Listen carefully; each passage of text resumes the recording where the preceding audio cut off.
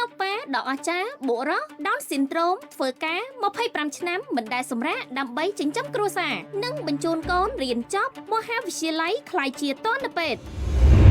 លោកចេតអ៊ីសាជាបុរសជនជាតិសេរីម្នាក់ដែលមានរោគសញ្ញា Down syndrome បានចំណាយពេល25ឆ្នាំធ្វើការនៅរោងម៉ាស៊ីនកិនស្រូវសាលីក្នុងមូលដ្ឋានរបស់គាត់បានធ្វើការ6ថ្ងៃក្នុងមួយសប្តាហ៍ដើម្បីរកប្រាក់កម្រៃមកទ្រទ្រង់គ្រួសារគាត់មិនដែលបោះបង់ចោលការទទួលខុសត្រូវរបស់គាត់ឡើយហើយតែងតែប្រឹងប្រែងអស់ពីសមត្ថភាពដើម្បីផ្គត់ផ្គង់មនុស្សដែលគាត់ស្រឡាញ់កំឡុងពេលធ្វើការនៅរោងម៉ាស៊ីនកិនស្រូវសាលីលោកចេតបានជួបស្ត្រីម្នាក់ដែលក្រោយមកបានក្លាយជាភរិយារបស់គាត់នាងមិនមានរោគសញ្ញា Down syndrome នោះទេប៉ុន្តែរឿងនោះមិនមែនជាឧបសគ្គសម្រាប់ពួកគេឡើយលោកសាដឺអ៊ីសាដែលជាកូនប្រុសរបស់ពួកគេបានរៀបរាប់ថាពួកគាត់គ្រាន់តែជាមនុស្សពីរនាក់ដែលមានចិត្តស្រឡាញ់សប្បុរសស្មោះត្រង់ហើយស័ក្តិសមគ្នាបំផុតពួកគាត់បានរួមគ្នាកសាងគ្រួសារដ៏មានសុភមង្គលនិងបានចិញ្ចឹមបីបាច់ថែរក្សាកូនប្រុសដោយក្តីស្រឡាញ់និងការយកចិត្តទុកដាក់យ៉ាងខ្លាំងនៅពេលដែលសាដឺ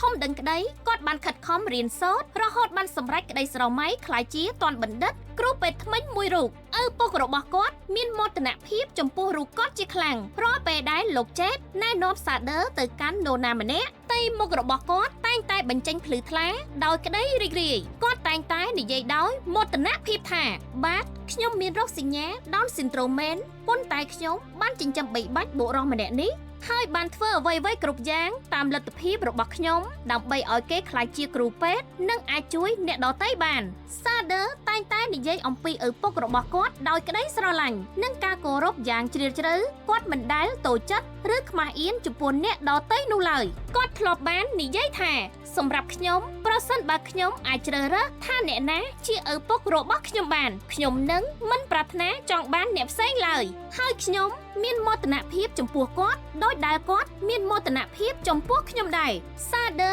ក៏ជឿជាក់ដែរថាឪពុករបស់គាត់គឺជាអ្នកដែលធ្វើឲ្យរូបគាត់ក្លាយជាមនុស្សដូចសពថ្ងៃនេះគាត់បាននិយាយថាដោយផ្ទាល់ខ្លួនខ្ញុំគិតថាខ្ញុំប្រហែលជាមិនសូវមានការតស៊ូក្នុងជីវិតហើយក៏មិនសូវមានឆន្ទៈមុតមាំចំពោះអ្វីដែលខ្ញុំធ្វើនោះទេប្រសិនបើខ្ញុំមិនមានឪពុកដ៏ពិសេសម្នាក់នេះរឿងរ៉ាវរបស់ពួកគាត់បានបង្ហាញឲ្យឃើញថាក្តីស្រឡាញ់ការខិតខំធ្វើការនិងការជ្រោមជ្រែងគឺជាអ្វីដែលធ្វើឲ្យនរណាម្នាក់ក្លាយជាឪពុកម្ដាយដ៏អស្ចារ្យពិតប្រាកដហើយអ្វីដែលសំខាន់បំផុតគឺការបីបាច់កូនប្រុសស្រីឲ្យមានអនាគតល្អបំផុតនៅក្នុងជីវិតរបស់ពួកគេ